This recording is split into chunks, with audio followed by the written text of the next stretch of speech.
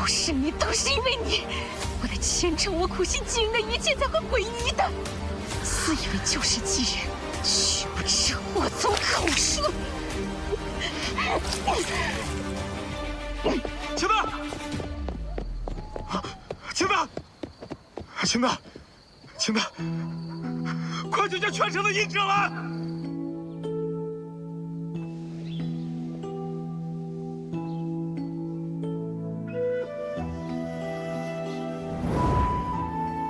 哎呦！萧云舟，意外，意外，真的是意外。你哪一次不是意外？你先看看我给你带了什么，看看。周一，学令有言，妇人学业，唯限闺门之内。你倒好，偏喜这晦涩难懂的四书五经。男子可为，女子为何不可为？我不但要学，我还要学通经义、律法、算术，总之就是哪一门都不落于人后。好，请带。我阿爷来了，你快走，别被王爷发现。你依旧倔强如初，可你我之间，却早已不似当年那般莽撞。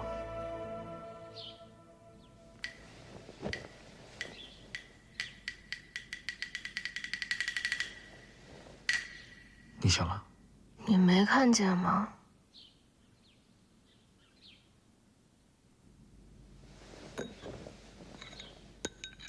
你昏迷了3天3夜，仙儿匕首未上及脏腑，但需要静养1月。我自己来。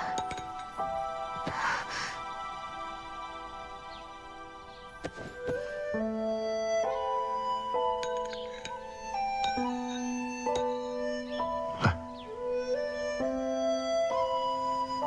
我得走了，尚书夫人还等着我去为她针灸呢。医馆离了我也不行，我岂能在此安卧？这天下医者何止千万，你若不自爱，倒不如我亲手关了这医馆。你，心月，方便进来吗？快进来吧，苏姐姐，燕哥。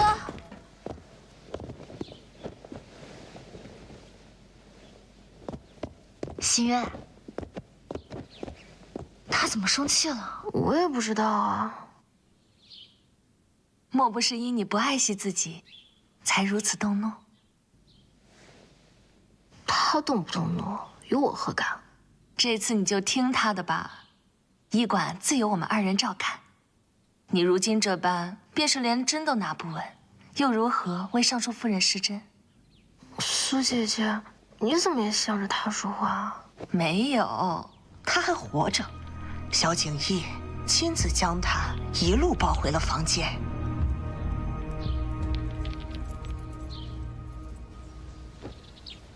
多晒晒太阳，有助于恢复。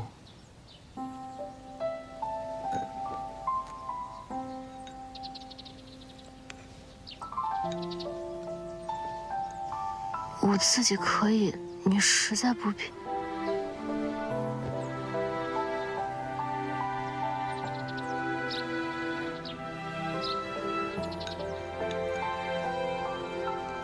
既然平安回家了，往后不可再离开我的视线。家。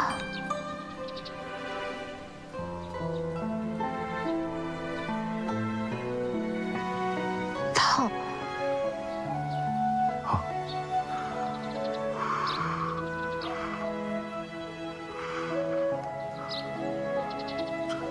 来。凉了。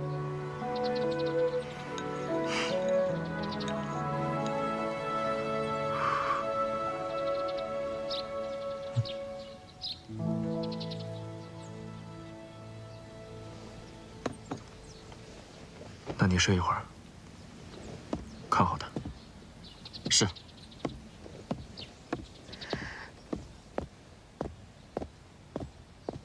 你们家郎君吃错药啦？娘子不知，郎君守了您整整3日3夜，一刻也不曾合眼。您看那汤药，不都是亲口试过温度才喂给您的吗？郎君一向最是清冷自持，从不为谁牵动情绪。若不是因为娘子，他怎会放下对殷家的旧怨啊？当年我失约后，我听闻他命悬一线。是啊，那日，郎君在曲江池边等了您整整1日，后来不知怎么落了水。打那之后，郎君就跟变了个人似的。娘子可真要多心疼心疼我们郎君。我是让你看着他，没让你当说书先生，你说是不是阿龙？是。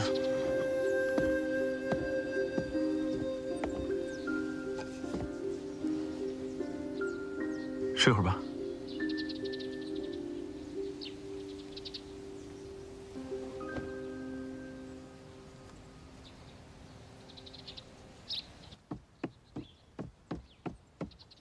苏姐姐，新月一时也回不来，不如我们先寻一位医者来应急，这样也能分担新月的压力。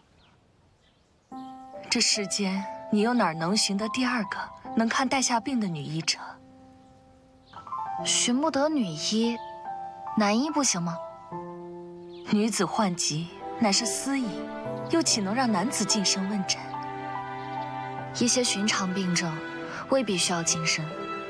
女科馆停诊，你让那些苦等求医的妇人又要何去何从？纵是男子，若是能手理持重，医术精湛，又有何不可？此事还是要问问新月的意思。若有医者来，可问他3个问题。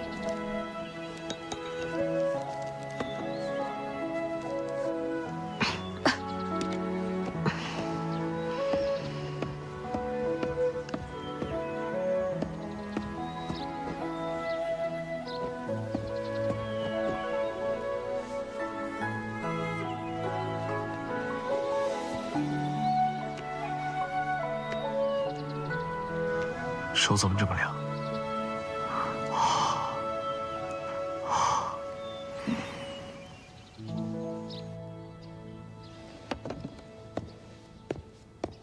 这些男医，娘子患疾，又以夫命为先，人都要断气了，还谈什么夫命啊？若世间疾苦全因礼教为枷锁，那与见死不救何异？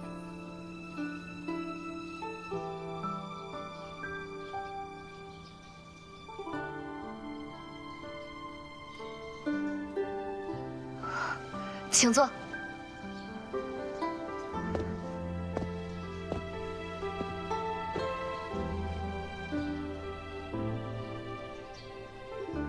若遇一妇人月事不准，或前或后，伴腰腹冷痛，须先辨何症，后需用何法？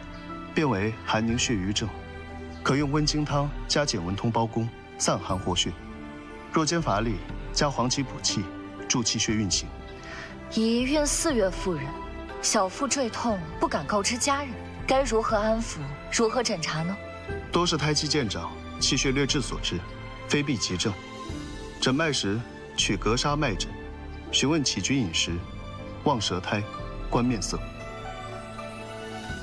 若诊出胎气不安，又会如何与他的家人沟通？就说胎气略有虚浮，是孕期常见情况，可能是因为近日劳累或受凉。开一副安胎饮，许卧床静养。欢迎加入女科馆。敢问郎君姓名？加入女科馆？不是你来应征的吗？在下司向庭，家父收人钱财，于仁安堂闹事，还诬陷殷娘子医术不精，逼得殷娘子以身试药，实乃昧信之举。我在外游学未察，近日得知此番，特来登门谢罪。那你刚回答的那么详尽，因为娘子问我了。不是你坐这儿了吗？不是娘子让我坐下的吗？不知此人是真傻的可爱，还是聪慧过人，故作迟钝？可惜，不知郎君。我愿留下。如此甚好，我们必对郎君以诚相待。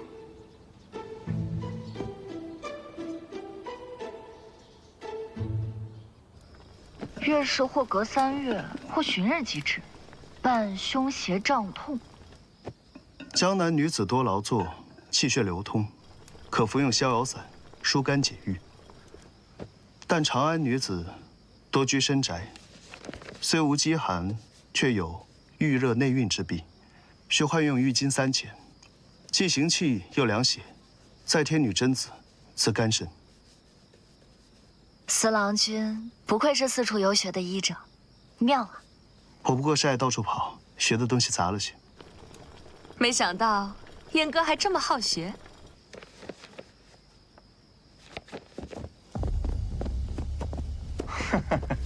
夫人，别来无恙。你们干嘛？放手！你们干嘛？哎，我是不会跟你回去的，我要和你和离。和离？哼！你可知自己是谁的人？这身主母的衣裳穿得可脱不得。今日我若不带人走，那明日便被整个长安笑掉大牙。你休想再碰我一根手指！我苏影宁死都不会跟你回那个火坑。有本事你就打死我！哼，好啊，那我便砸了你这医馆，看你还拿什么嚣张！动手，给我砸！不要！不要！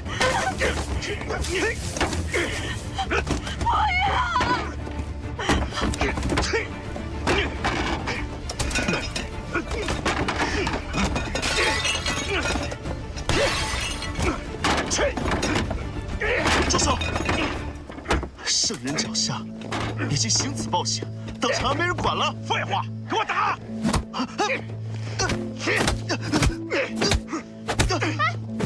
别打了，住手！不要打他！别打了，住手！够了！我跟你回去。不可以，苏姐姐，他狠毒成性，现在跟他走就是自投罗网。倒是把你忘了。上次就是你在巷子里暗算我，把他们俩一起带走。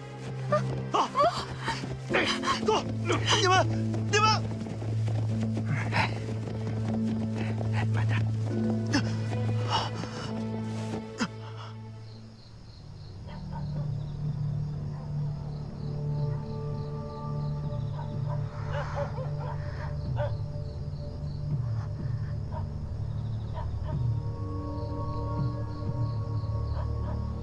元昭，可否帮我一个忙？好。你还有伤在身，不必多礼。夫人，儿有一事相求。说来听听。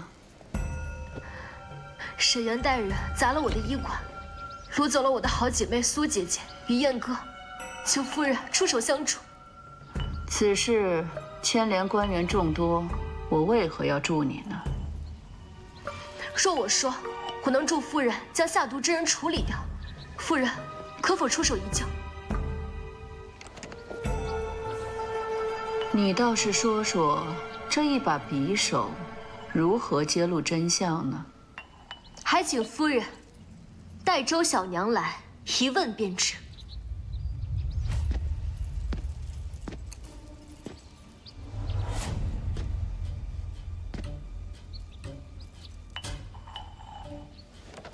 可还认得这把匕首？我从未见过这把匕首。这匕首上的花样是江南独有的银鎏金工艺，全长安能有的人家屈指可数。我记得去年你生辰的时候，我记得夫君特意给你定制了一把铁器，好像就是一把匕首。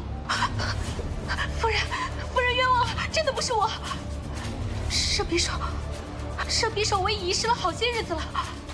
刚刚还说这匕首不是你的，现在又说丢了。不如带夫人的侍女前来对质，你为何会对我痛下杀手？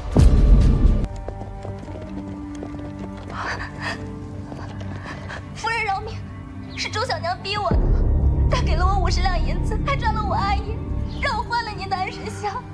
你胡说！我何时给过你银子？你这死丫头，血口喷人！你一无娘家财势，二无私有财产，所有的银钱支出皆来自府中。查账，一查便知。夫人，我没有，是姨娘子挑拨离间，她定是记恨我与她有戏，才编造这些谎话。我与你无冤无仇，你却对我痛下杀手，是怕我查出你下毒的真相。你难道忘了，那晚你杀我的时候，可是亲口对我说，是我把你的前程给毁了。你还有何话可说？夫人，我错了，我是被朱友蒙了心，听了他人的挑唆，才下毒夺权。我做姨娘子是怕他揭穿我，在府中待不下去。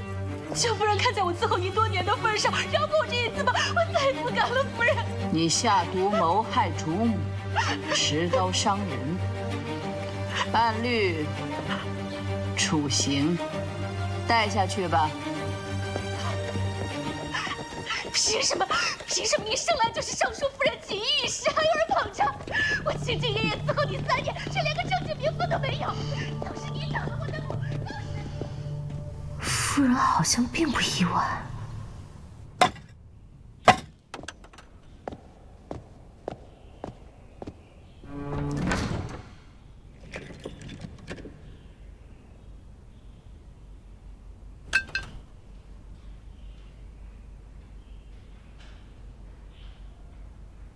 沈府这暗牢只有这一个守卫，一会儿等守卫开门，你就把这些辣椒抹到他眼睛上去，咱们趁机逃出去。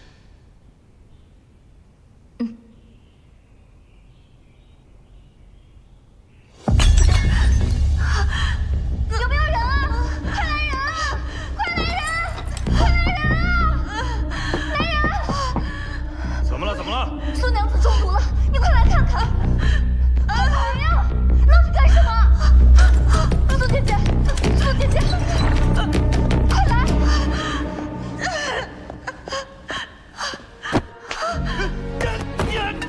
苏姐姐，快走！苏姐姐，快走！苏姐姐，快走啊！苏姐姐，苏姐姐，苏姐姐，你先走，找人来救我！走！你快走啊！你快走啊！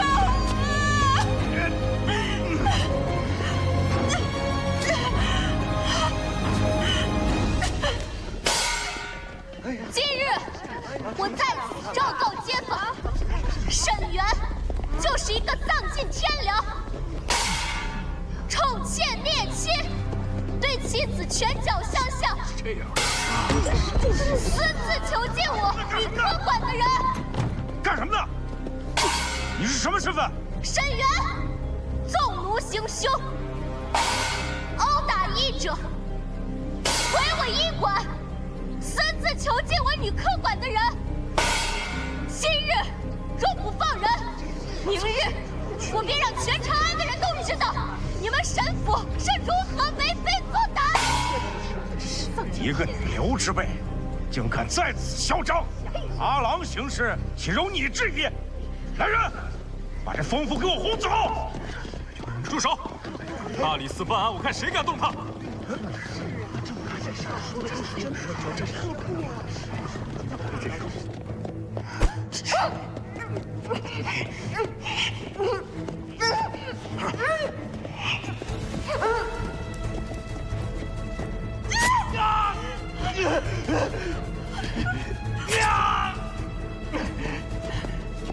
我管你是谁的夫人，我要你死！哎，谁让你们进来的？有官府批文吗？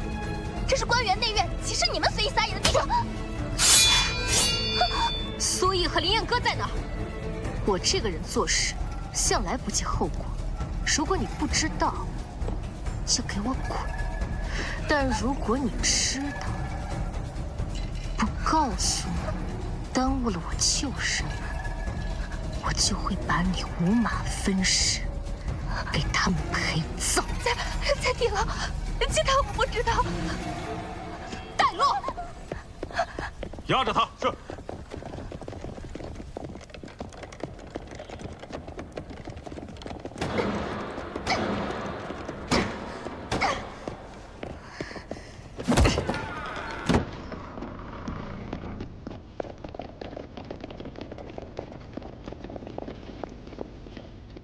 沈然他跑不远，必在暗道内。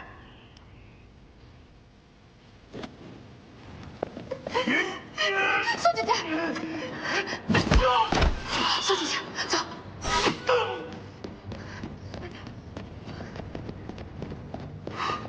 走。你个贱人，还不跑！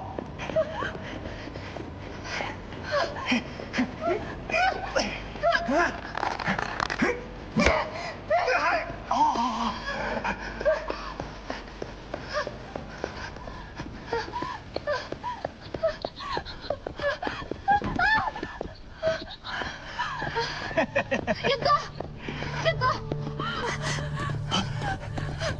燕哥，苏姐姐，你们没事吧？我没事。你们受苦了。来，山道跑了，应该还有别的密道。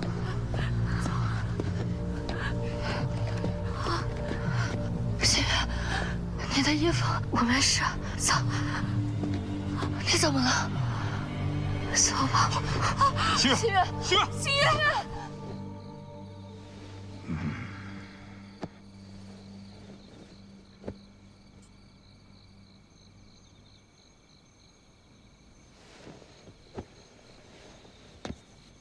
娘子是因患处撕裂，没有及时的处理，导致疮痈脓溃、突发高热，还有什么？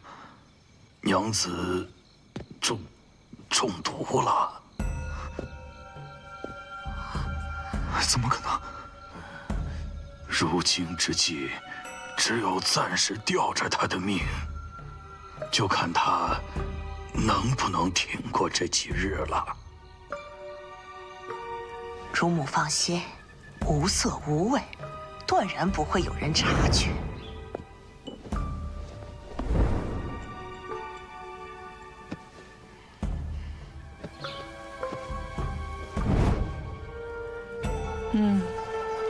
去看看。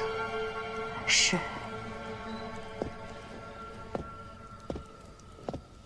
不要，阿爷不要，阿爷。没事，没事。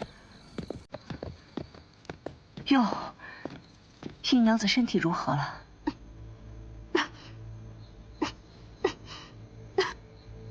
心月，心月，医者，医者，快叫医者！云州，你拿着这个信物去京兆府找我阿兄，让他务必请宫中最好的太医来。怎么了？快去呀！姨娘子命在旦夕，你还在想什么？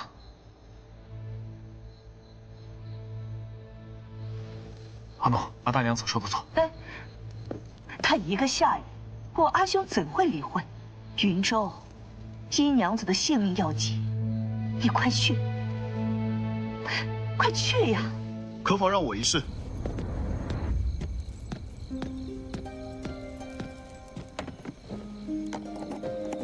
不知这位郎君是何高人，如何能信得过你？姨娘子中的是从波斯而来的密毒，寻常医者只能治其表，而我却能治其根。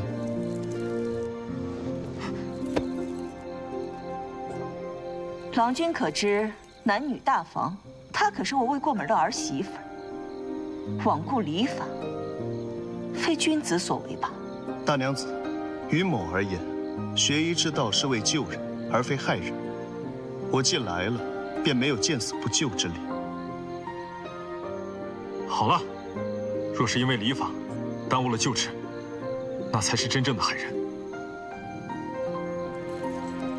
云州说的对，那就请医者务必治好我儿媳妇。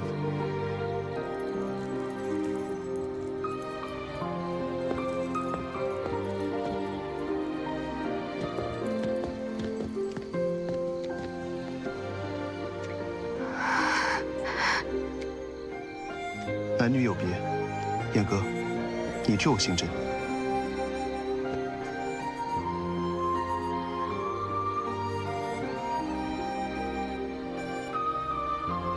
可以取针了。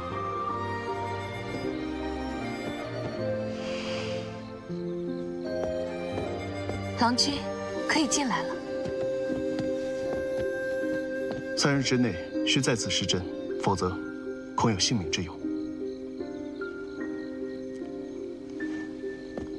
每日涂抹，可参与。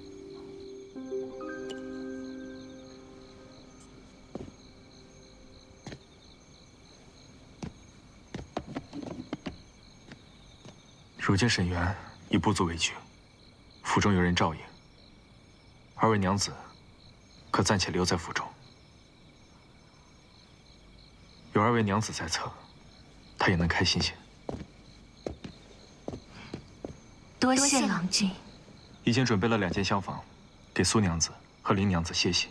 阿农，替我好生照应着。是。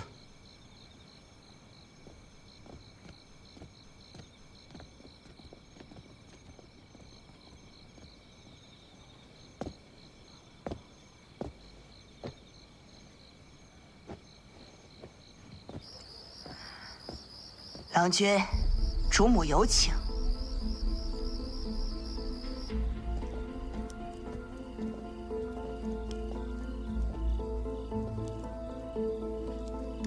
大娘子，你可曾恨过这世道？说不曾是假的。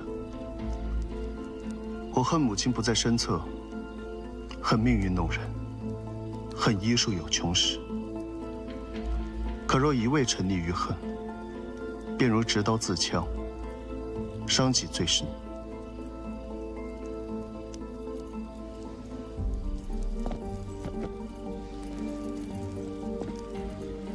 你这孩子，打小就懂事，怎么偏偏长大后，却倔得不肯饶半分？就算你救了他，又可讨得一点好？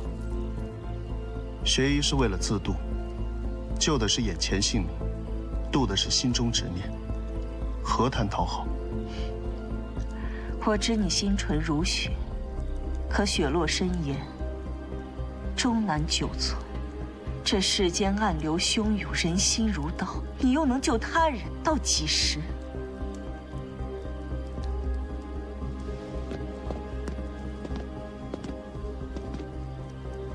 此番之事，郎君就不必再掺和了。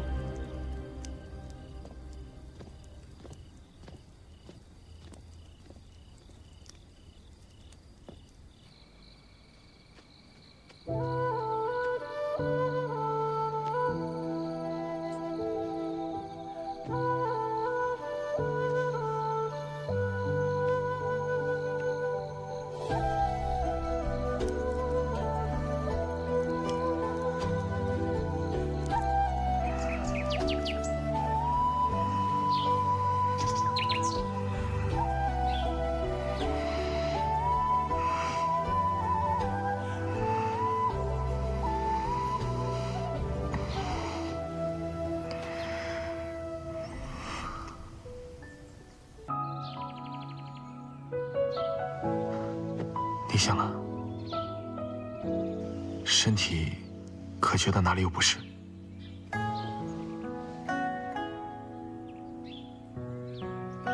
燕哥和苏姐姐如何了？都已安置妥善，我已让他们在府中住下，不要担心。那医馆呢？新医者可还忙得过来？他们做事妥帖，你放心吧。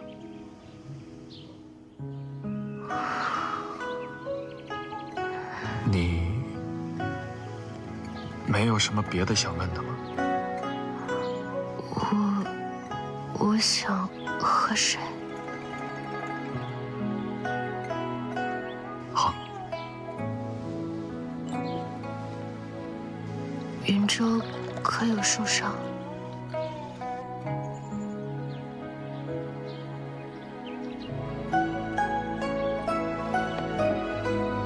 你放心，你呢，安心养病，其余的事有我在呢。来，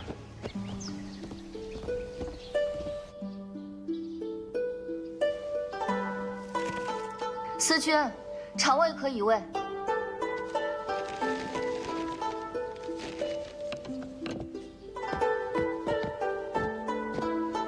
您是哪儿不舒服呀？腹痛2日，今日头晕乏力，约是逾期10日为止。那边请。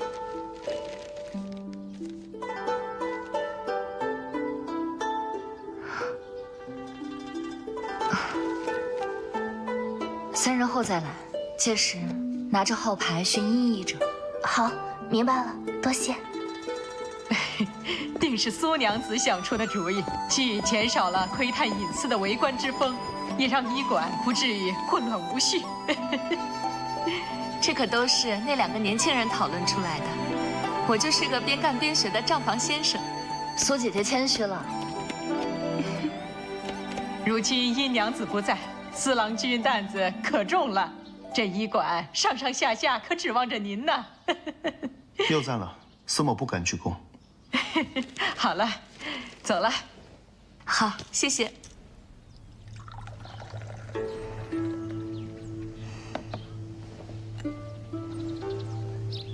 周小娘在牢里招了吗？是孙嬷嬷指使的。此前尚书夫人屋中的香料亦是出自她手。看来周小娘是柳氏安排的妻子无疑。仁安堂的长侍，尚书府的2娘子。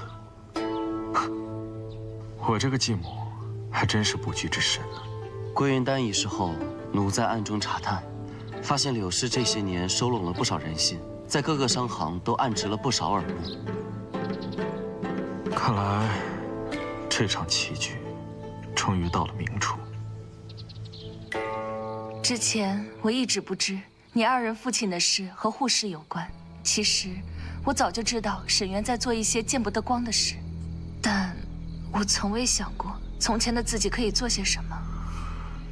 一个人若不知棋，便只能沦为他人手中的棋子。彼时我还陷在名声和体面的牢笼里，我听到沈渊和总管的谈话。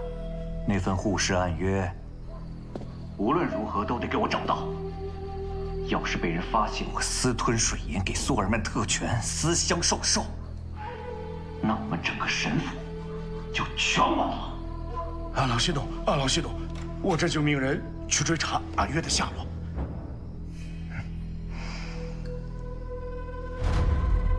他们上交户部的那份护氏契只是障眼法，实则还有另一份暗约，其中包括为苏尔曼减免关税，并且指定某家商号独家承运，还剥夺了长安世伯的议价权，擅自定价，抽取其中的利润。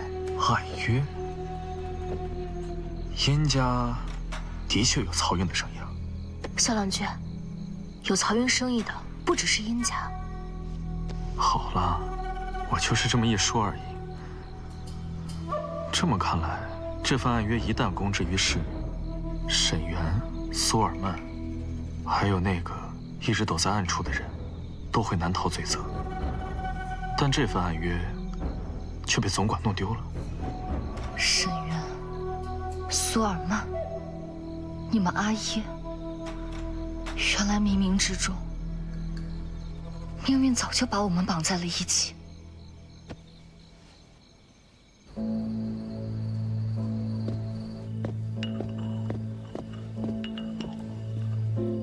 一个是那沈渊的夫人，另一个主母绝对想不到，竟然是那明月楼里出了名的继子。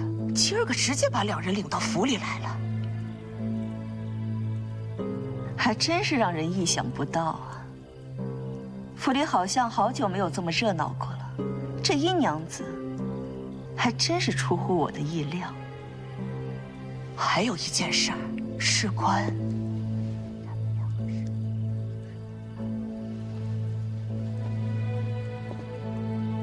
他们知道的太多了。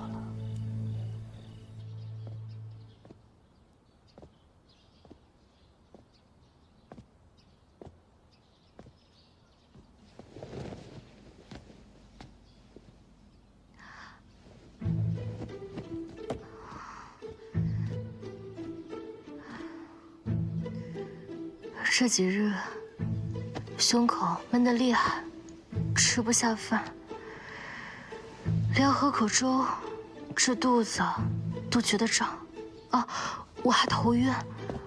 我家夫君说我过于劳累，可连着歇了几日也不叫好啊。请娘子张口，让我瞧瞧舌苔。啊，可有胀痛？按下去时是刺痛还是隐痛？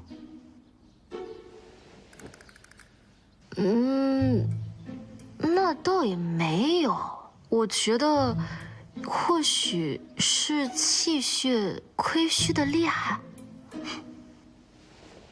前几日确实如娘子所说，气血亏虚的厉害。不过现在，已经大好了。神了！他连这个都能看得出来。有没有可能前几日就是他去萧府救的你？甘拜下风。啊，不敢不敢。况且家父本就有愧于娘子。苏姐姐，你还别说，咱们医馆的医者都神神叨叨的，怪好玩的。倒也不必行此大礼。往事如烟，何须挂怀？不知令尊现况如何？哦，他还在新赵府关着呢，也算咎由自取。你还挺不容易的。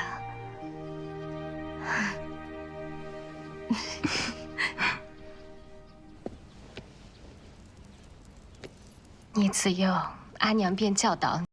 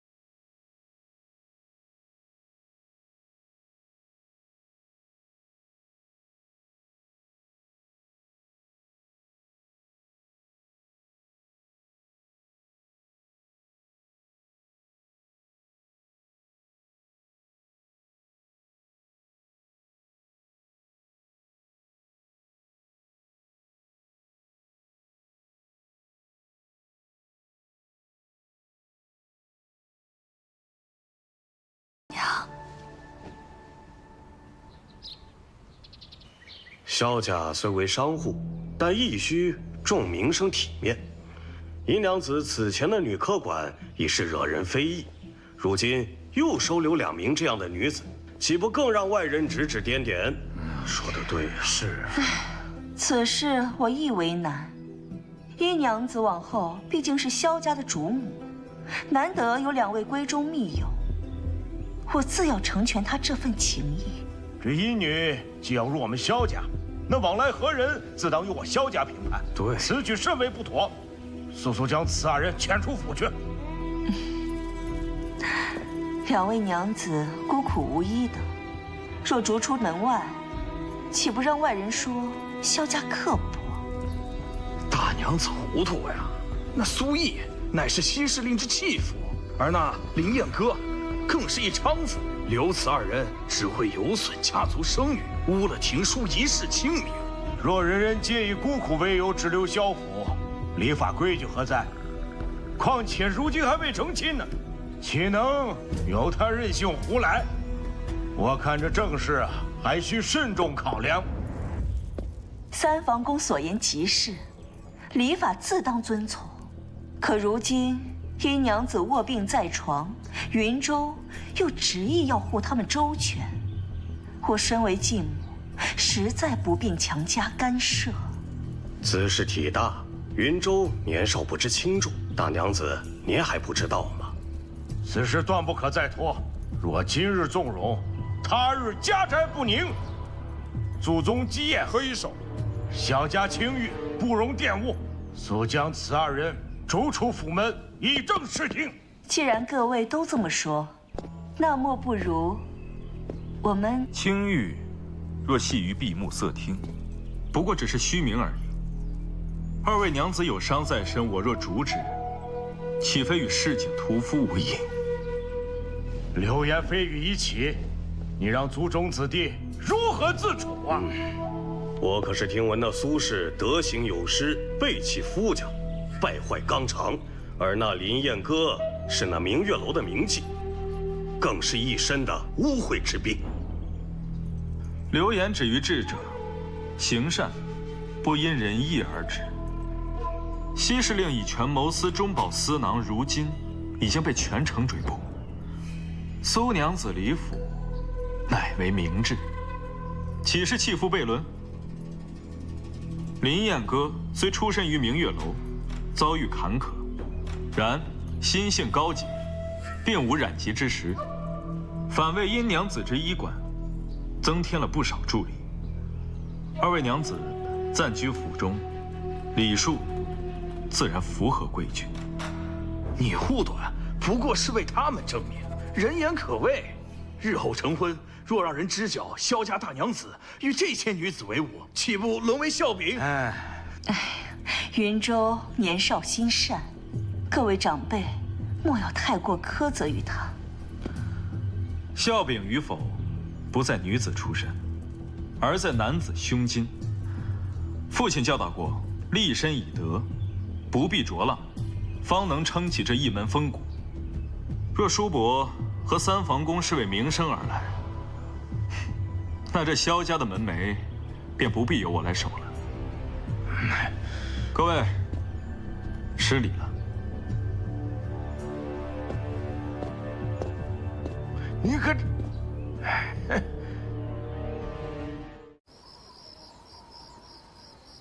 我回了一趟苏府，和母亲说了和离之事。你终于想清楚了？我早该明白了。与其在一座金笼里枯萎，不如破风而行。这世上总有人走着不一样的路。是你们让我有了挣脱的勇气。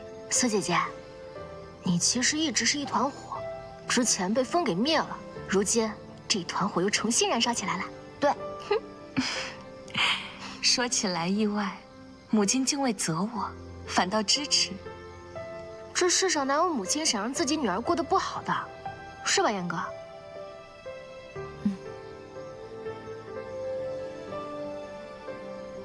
燕哥，我和苏姐姐商量过了，我们一定会想办法帮你脱籍的。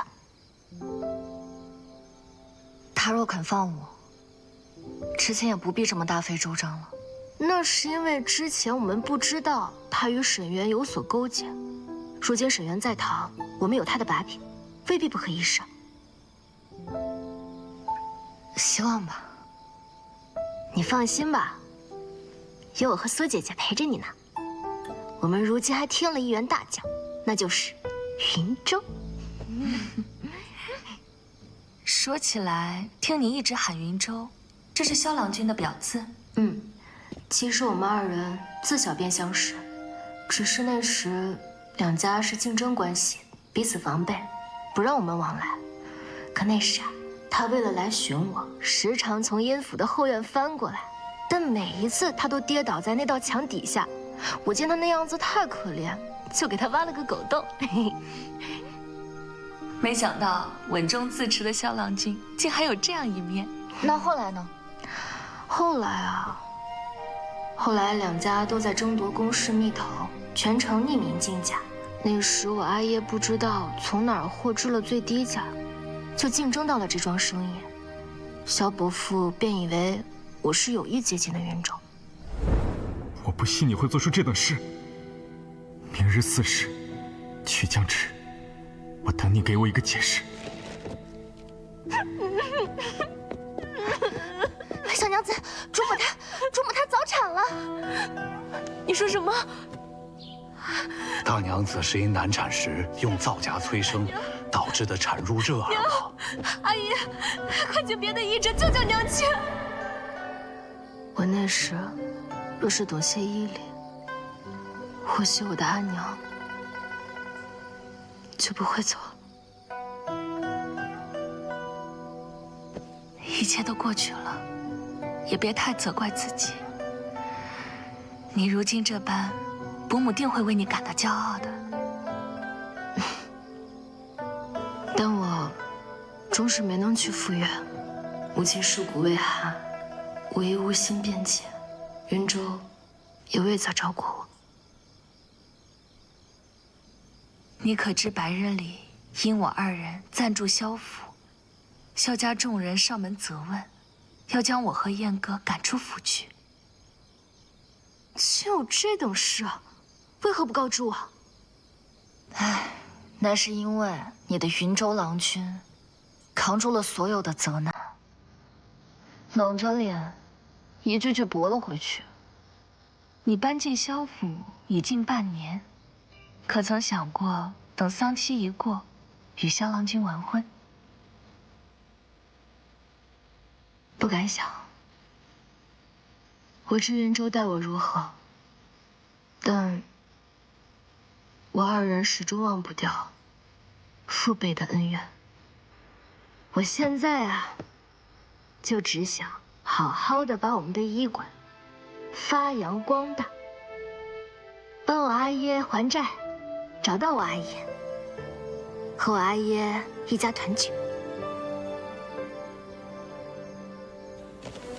各位娘子，今后女科馆将开设验伤道，由我和司医者诊断所有因家暴、毒药、香料所导致的非自然病症，皆可出具验伤凭证。这些凭证由我为大家封存。若有朝一日，娘子需对簿公堂，这便是有力的证据。往后若有娘子受了冤屈，不必隐忍，尽管来女科馆找我们。这一纸凭证，或许能为你争一口公道。这世道对女子苛责甚重，但我们绝对不可再轻贱了自己。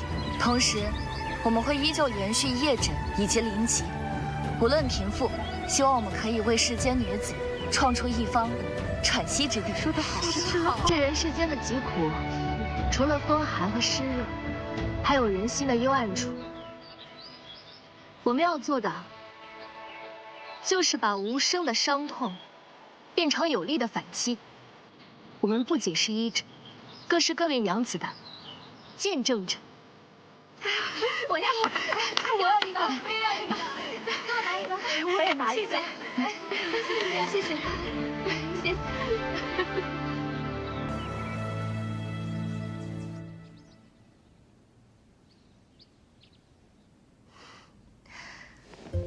夫人的身子已经好的差不多了，不用再继续针灸，日后只需用药食同补之法调养即可。此前我听闻夫人有过小产，不知夫人如今是否还有意在孕育子嗣？殷大夫可有良方？除却药食同补之法，我还可为夫人调制馨香，多管齐下，调理得当，年内有望。只是须记大喜大怒。那若殷娘子若能让尚书府添上子嗣，那往后这女科馆，贵女必是络绎不绝呀。不过此香需针对个人体质，夫人与尚书大人同寝共眠。只是怕尚书大人会受影响，所以我还需给尚书大人把脉，才能调制出契合您夫妻二人体质的香。甚好，那便拔。听内子说，你能让尚书府诞下嫡子？大人肾气健旺，生朗气足，可见肺气宣畅，日后教养幼子也有足够的精力。老爷，甚好甚好啊！可依旧有心悸失眠、精神倦怠之时。没错。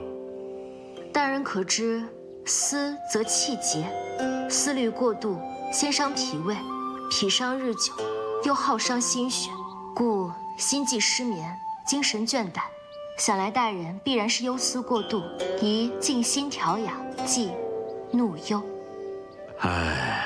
在其位谋其政啊，我是身不由己啊。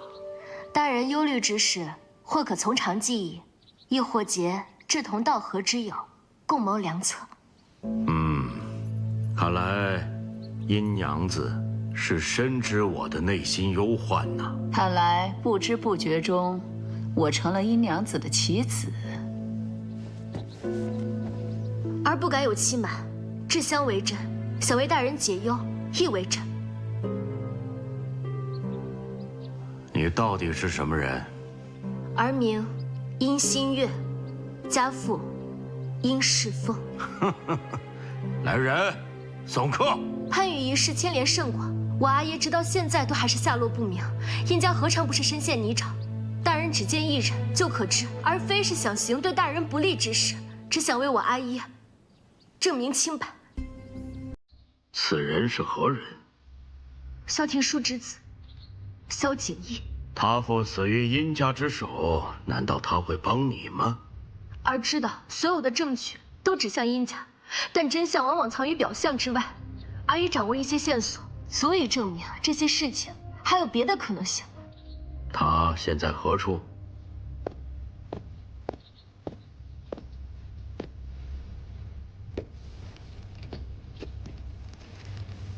老爷，我身体有感不适，就先行退下了。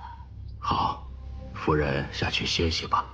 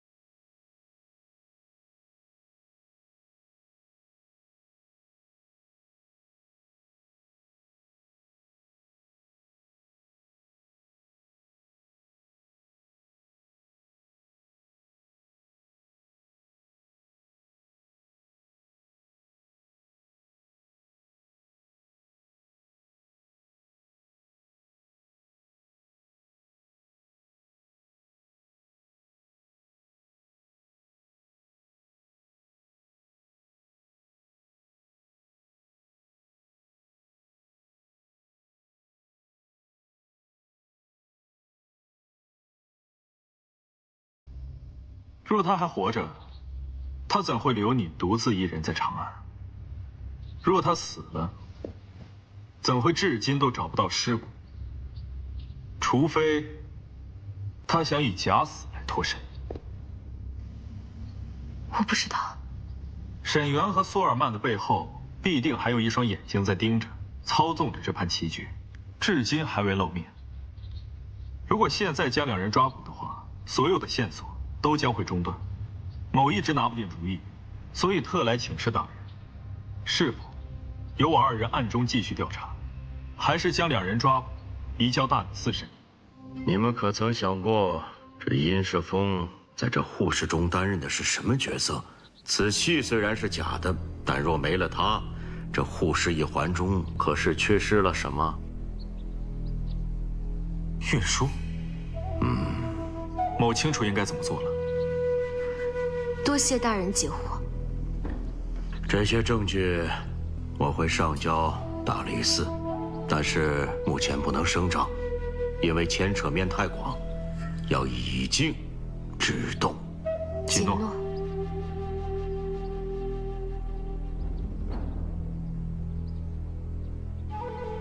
大人可曾收到过萧伯父送来的求援信件？从未收到过。还有什么隐情吗？儿没有了，只是儿的痴心妄念罢了。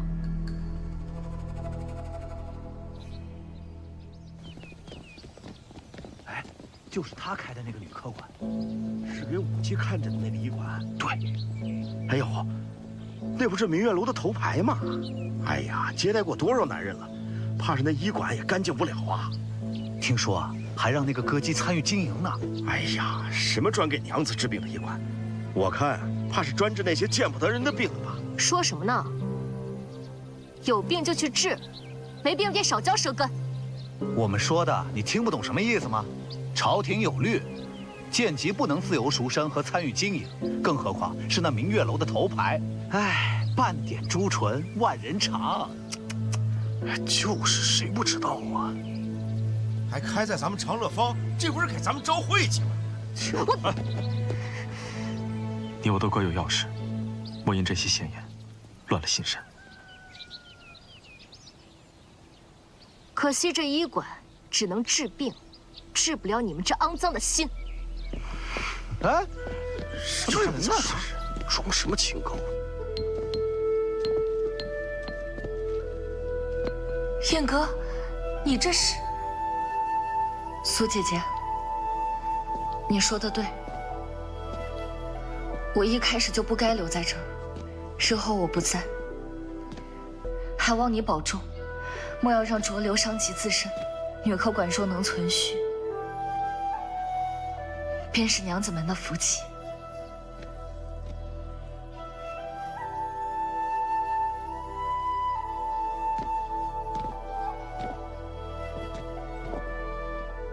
说走就走，可曾问过我的想法？我们不是说好的吗？要一起挣脱这世俗的枷锁。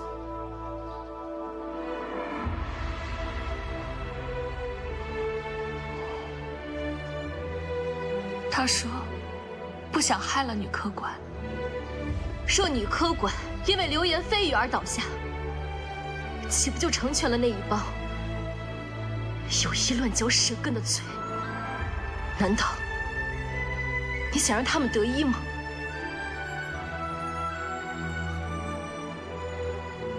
这些传闻与你无关，无风不起浪。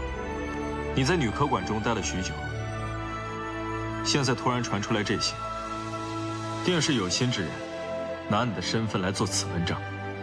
天下之大，哪里都有风雨，与挚友一起共度，风雨才不至于凉了人心。燕哥，女科馆需要你。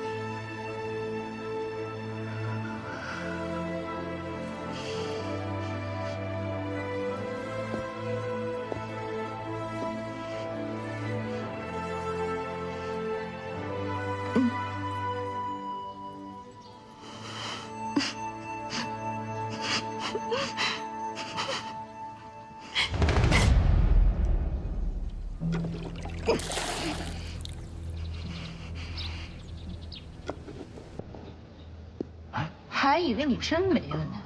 没想到他还活着。培养了你这么多年，真是让我好生心疼了一番。你知道你害我少赚了多少钱吗？竟敢联合外人欺瞒我！我劝妈妈好自为之。你协助沈园私通外邦，窃取税银，扰乱户市秩序，本就难逃同责之罪。说是我有什么差池，那就是罪加一等。轮得到你教我怎么做事？你以为你是什么金枝玉叶呀？不过是个任人玩弄、秦楼楚馆里卖笑的贱籍女子。明日就算你消失得无影无踪，这世间又有谁会给你出头啊？住手！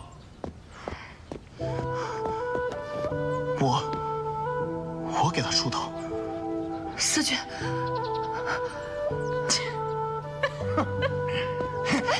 你快走啊！快走！他们做事不计后果，不会对你手下留情的。你赶紧走啊！我不走。我若走了，谁来替你讨这公道？一个穷小子也敢坏我事，给我打！是。住手！又是谁碰我的？思香婷！思香婷！思香婷！你们住手！住手！住手啊！放开我！你们住手！思香婷！思香婷！住手！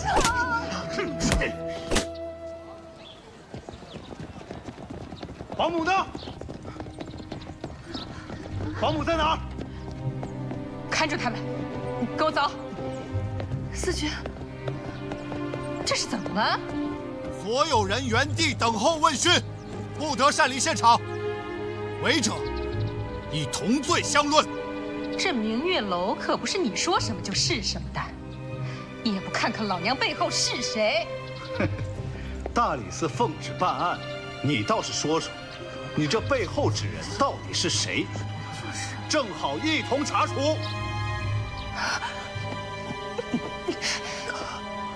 思香婷，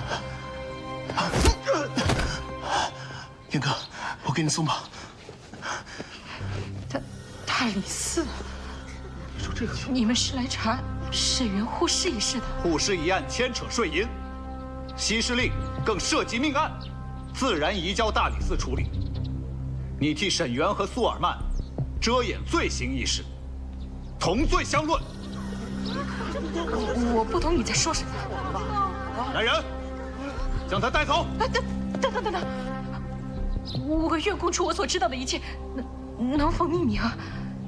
只要保我性命，我什么都能交代。我还有证据，我这就去取。封锁前后门。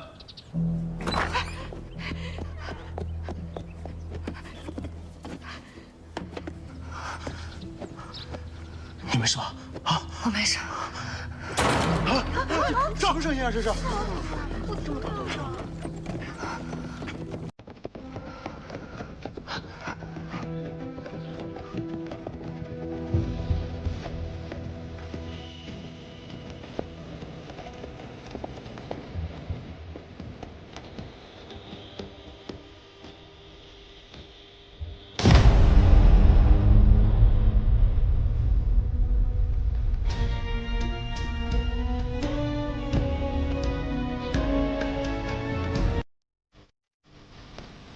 追！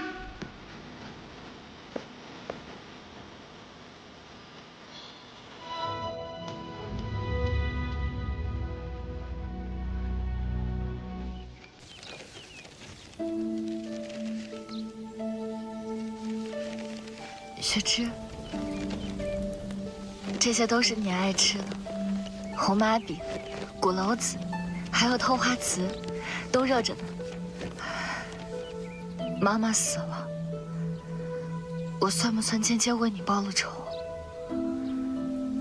你在泉下有知，可以安息了，下辈子别再做无情了。也不要遇到像我这样的姐妹。若有来生，希望你生在书香门第，庄下读书，院中赏花，平安终老。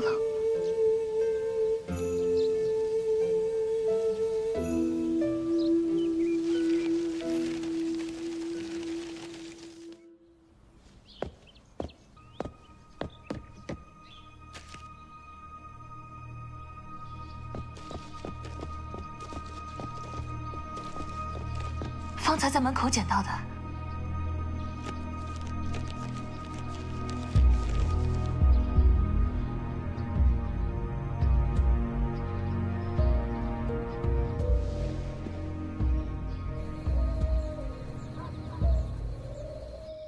殷管家，这信上的内容是否属实？此信乃阿郎亲笔所书，信中内容皆为事实啊！我说是不信的。是萧郎君你们找上的我。郎君若是不信，我离开便是。站住！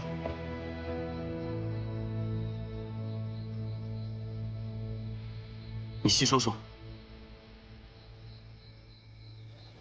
此前，萧阿郎因水银丢失案而查到了护市之事，他打算接见阿郎，借机探查殷家商队和萨罗商团往来账。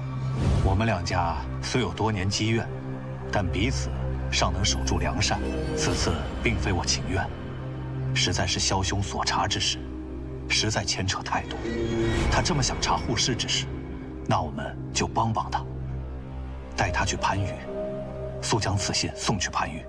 可谁料这一去竟是永别。阿郎本欲在番禺设局，却突遇山匪，乱箭之下，商队尽数覆灭。我们被山匪逼到悬崖边，无处可逃。我装死逃过一劫。阿郎，阿郎！哎呦，我这可怎么办呢？小娘子还等着您回去呢。那一日，我是唯一活下来的人。那他殷世芳为何要这么做？那苏尔曼不讲信用，此前几次运输货物，一直不予结款。那人力、物力、通行税、码头税各种费用，可都是钱呐。我们做生意的哪有那么多现钱在身边呀？几批货物均是阿郎垫付，竟欠下一屁股的债务。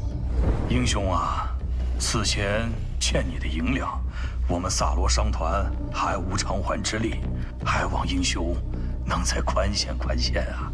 宽限？我殷家3代经商，从未拖欠过1文税款。如今为你萨罗垫付的银钱，已逾10万两，码头、关税、人力，皆由我独担。你一句暂无力，便想推脱？英雄，你这说的是什么话呀？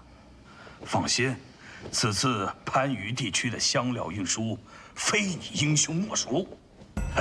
欠你的银两，只管在护市里头找补便是。此次护市交易的营收中，30%利给英雄，够填此项亏空。只要此次你将萧廷书带到番禺，他区区一个商人，本来这户部查账之事就不该插手。如果他识相，他自会闭嘴；若不识相，我也会让他闭嘴。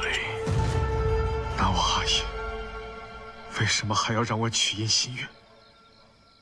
萧阿郎之所以还能活着回到长安，全靠的是阿郎的舍命相救啊！那日阿郎本可以逃走，快，却又折返救你父亲，打在3箭，让他有机可逃。只是萧阿郎不知道的是，这一切本就是阿郎的计划，只不过将自己也折在其中。如果是这样，他为什么要回去救阿爷？因为小娘子，因为小娘子是他唯一的软肋。即便他回到了长安，亦是一身的负债呀。但他若救了萧阿郎，他便能以恩人之名，光明正大的将小娘子嫁入萧家，保全女儿终身呐！好，他算准了生死，算准了人心，连自己的命都敢搭进去，只为换取自己女儿的一世安稳。好一个惨妇！老君，阿农，今日之事，不许向任何人透露半句。是。送客。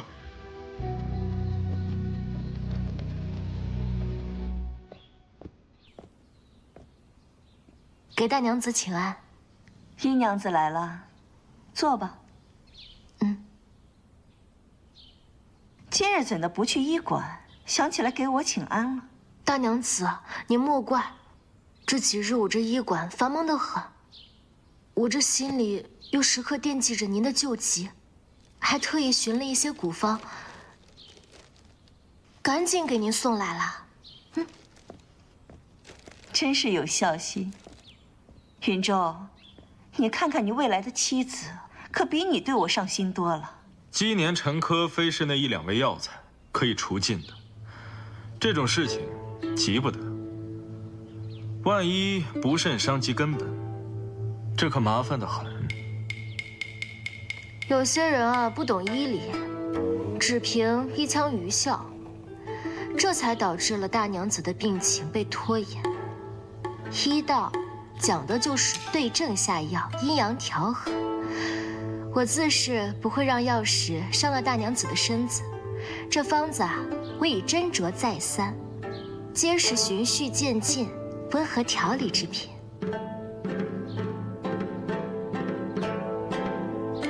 今日你二人怎么了？怎的好似吃了火药？话里带刺。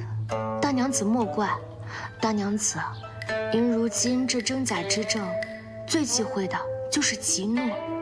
我怎会因为这些和萧郎君在这儿起争执呢？昨夜下了大雨，我医馆的药材都被打湿了，就先行退下了。还盼大娘子早日安康，萧郎君也少些忧虑，萧府上下得一些安宁。那是自然。你二人可是吵架了？无妨。这丧期马上就过了，你们的婚事也马上就要提上日程了，你怎还如此小孩心性，与小娘子怄气？婚事自有父亲生前嘱咐，一切但凭大娘子做主。云舟便也先行告退了。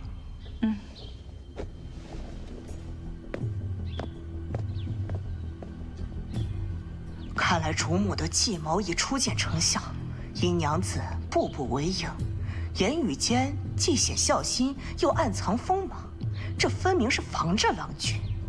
这郎君呀，亦不似前几日那般殷勤亲近，反倒生出几分疏离戒备。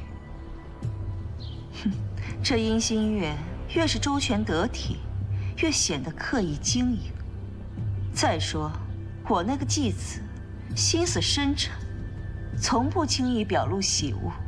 他今日这般冷淡，似乎并不是对殷希月失了心意，反倒是像在试探。主母是觉得他二人是故意在做戏，一个佯装贤淑，一个故作疏离，实则暗中联手，试探您的反应。难道真如您所疑，他二人是否已察觉了蛛丝马迹？若他二人当真联手做戏，不可轻断。原本殷希月离府，萧景一听我的安排，娶了柳家的嫡女，便可相安无事。可他二人偏要查这查那儿，那可就别怪我心狠手辣。主母明智，谋大事者不拘小节，自是当断则断，宁可错杀，不可放过。